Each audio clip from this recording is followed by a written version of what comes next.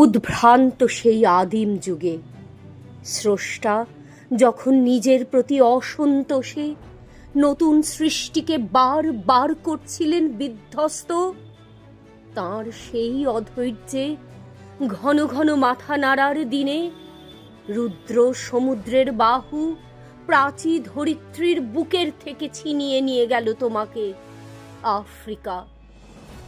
বাঁধলে তোমাকে বনস্পতির নিবিড় পাহারায়, কৃপণ আলোর অন্তঃপুরে।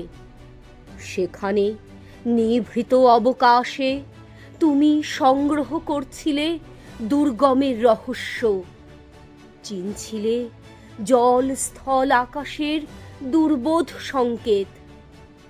প্রকৃতির দৃষ্টি অতীত জাদু মন্ত্র জাগাচ্ছিল তোমার চেতনাতীত মনে। বিদ্রুপ করছিলে ভীষণকে বিরূপের ছদ্মবেশে, শঙ্কাকে চাচ্ছিলে হার মানাতে আপনাকে উগ্র করে বিভীষিকার প্রচণ্ড মহিমায়, তাণ্ডবের দুন্দুভি নিনাদে। হায় ছায়াবৃতা, কালো ঘোমটার নিচে অপরিচিত ছিল তোমার মানব রূপ। উপেক্ষার আবিল দৃষ্টিতে এলো ওরা লোহার হাত করি নিয়ে, নখ যাদের তীক্ষ্ণ তোমার নেকড়ের চেয়ে। এলো মানুষ ধরার দল, গর্বে যারা অন্ধ তোমার সূর্য হারা অরণ্যের চেয়ে। সভ্যের বর্বর লোভ নগ্ন করলো আপন নির্লজ্জ অমানুষতা।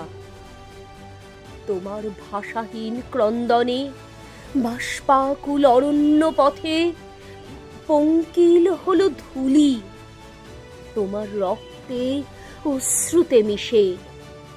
দস্যু পায়ের কাঁটা মারা জুতোর তলায় বিভৎস কাদার পিণ্ড চিরচিহ্ন দিয়ে গেল তোমার অপমানিত ইতিহাসে।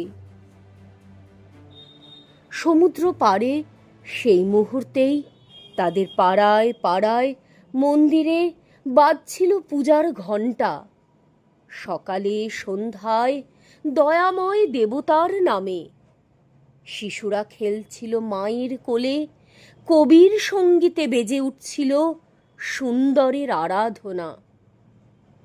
আজ যখন পশ্চিম দিগন্তে প্রদোষকাল, ঝঞ্ঝা বাতাসের ঊর্ধ্বশ্বাস, যখন গুপ্ত গহ্বর থেকে পশুরা বেরিয়ে এলো, অশুভ ধ্বনিতে ঘোষণা করল দিনের অন্তিম কাল। এসো যুগান্তের কবি, আসন্ন সন্ধ্যার শেষ রশ্মিপাতে দাঁড়াও ওই মানহারা মানবীর দ্বারে, বলো ক্ষমা করো। হিংস্র প্রলাপের মধ্যে সেই হোক তোমার সভ্যতার শেষ পুণ্যবাণী।